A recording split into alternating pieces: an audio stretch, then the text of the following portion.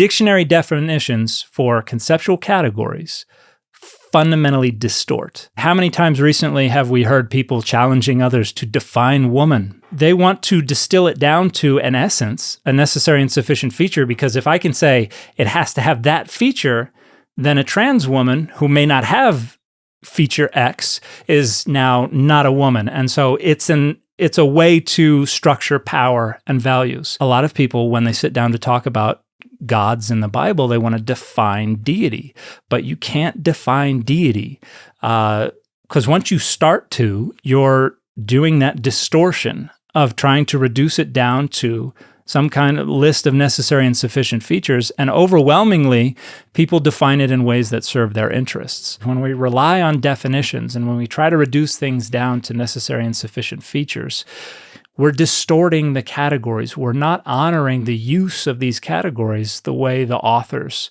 were using them. And that's one of the things that, one of the problems with dictionaries is they're supposed to be following after usage and just reporting on usage, just saying this is how they're using it. But we've kind of flipped that on its head, and now we use dictionaries to say, this is the only way you're allowed to use it. If you use it another way, that's wrong. Yeah, that's right. And that is putting the cart before the horse. Dictionaries do not adjudicate meaning. They report on usage, but they do so using a fundamentally distorting framework, this idea that we can reduce. You are blowing people's minds right now, Dan. I'm making a lot of people angry. I know that because every time I talk about this, I make people angry.